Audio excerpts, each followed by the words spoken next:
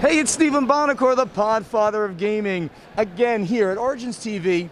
Oh, with one of my newest besties. I talk about a lot of people I've known forever here, but you and I only met in person 2 months ago. 2 months ago. Yeah. Was it at the Gathering of Friends? It The was. first time we met. I think it was like the second time, but the first, I think those were. Was like, I think those whoa. were like paths crossing Yes, briefly. but I really love the work that you do. Oh, thank you. And you do it for a few different companies, but in this case, right, we're talking about Portal Games We are. and their latest release, Mm-hmm. Batman Everybody Lies. Mm-hmm. Now you and I had the opportunity, the pleasure of playing this together at the Gathering of Friends, which was epically cool. So much fun. And where you get to play, not Batman, of Nope. course, but you're playing these other people. Yep. Tell us about this game and who you get to play and why that is so cool. Yeah, so this is the latest and greatest from Portal Games. It is in the series of detective games that we have. So yeah, you don't play as Batman himself. You actually get hired or you get recruited by Jim Gordon to kind of go into like the dark parts of Gotham City, something outside of Gotham City PD's reach, where you're going in and looking into maybe some shady cases or shady things that Are there any happening. light places of Gotham City? It's a pretty dark It's place. just the color palette's not that bright. So I think in general, it's a dark place. It's a dark place. So there's 4 characters you can play. There's Harvey Bullock. He is like the hardened detective, know-it-all. Then there's Vicky Vale. She's like the passionate new journalist. Like she's getting her nose in everything. Like really wants to like look into everything. And then there's the opposite of that, Warren Spacey, who also a veteran journalist and kind of, yeah, I've seen it all. And lastly, and of course, the Catwoman herself, Selena Kyle. and who played Catwoman, Selena Kyle, when we played? Of course, and of course, I had a role play Catwoman. We need an impression. You want me to do an impression? Yeah. There was lots of meow. Meow. I'm not sure we should do that. Meow. It was so much fun. The mechanics of this, tell us about it. This is a real story-driven game. Yes. It's all about the story. You're solving cases that you will get an envelope, the case will come out of it, Yep. and then it'll unfold. Tell us how this all works. Yeah, so there's 4 cases. There's 1 prologue, 3 cases. The prologue kind of gets you set up. So if you've never played a detective game before and you have no idea how to play, you just dive right into the prologue and it kind of guides you through the process of how you play. So what it does, it gives you the story, the initial case, what you're looking into. It is, like you said, very story-driven. And it gives you your personal goals as well. So not only is this a cooperative game, you also have your own personal goals and your own personal things you're trying to solve as the main case is happening.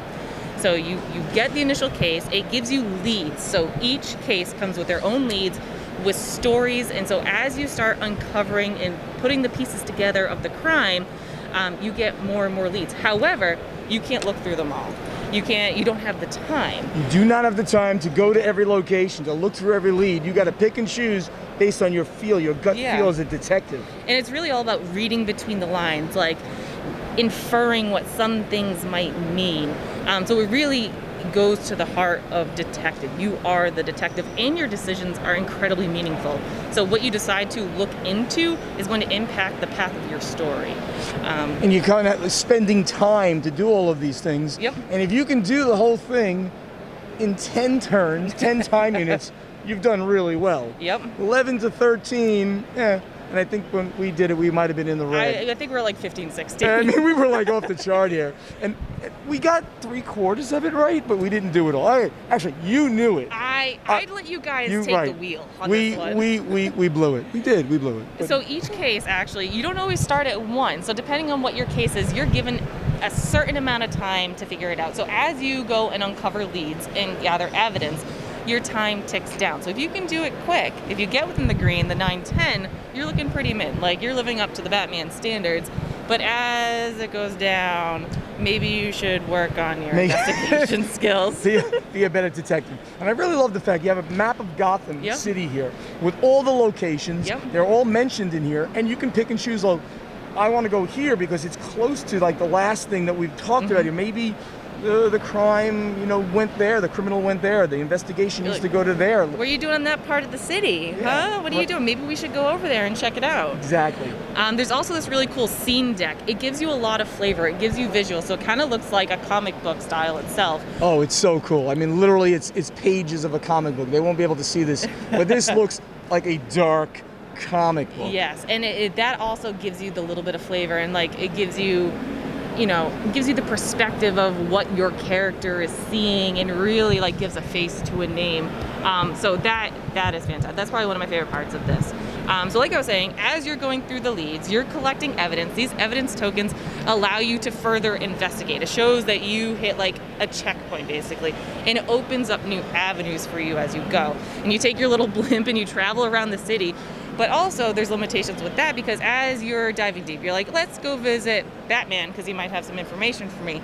You flip over the location, but in order to go see him again, it's going to cost you a little bit more. So you kind of want to delegate, who you're seeing, where you're visiting, and you don't want to get too close in one spot. And it's really interesting. We're playing, like we said, Selena Kyle. We're playing Harvey Bullock. We're playing these other ancillary characters.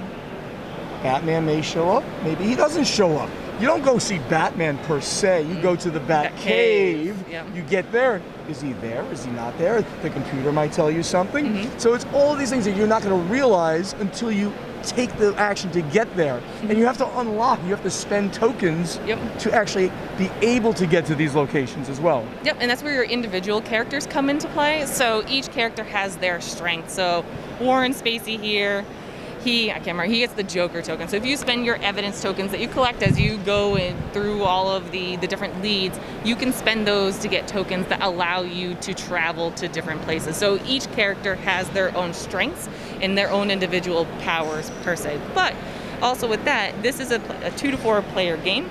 If you don't play with 4 players, these characters are still involved with the game. You just don't get their main storyline as you go, but you still get to access their abilities. So you're never without those spaces as you're going. Very cool. And I love the fact that besides them all being in there, other characters and NPCs will show up. I mentioned, Batman. I mean, maybe he'll show up, maybe he won't.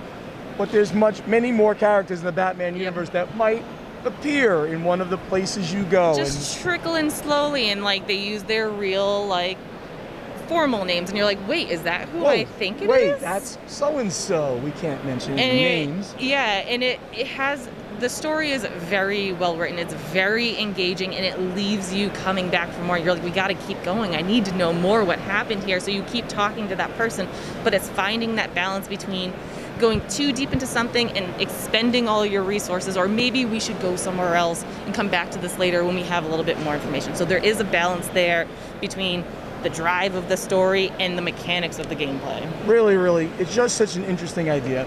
Do the scenarios, do they interlink? Is there something between between 1 and 2 and 2 and 3? So the cases are individual, and the best way that I can describe it is like the early seasons of Law and Order, where each episode is its own case, but there's like little hints, so like of something that happened before. Yeah, you're like, oh yeah, I remember that from a few episodes before, but it's not game changer, but you're like, I remember that. Right. So right. It does have a nice connection. It does have a great flow, but each individual case is its own case that you need to solve. Awesome.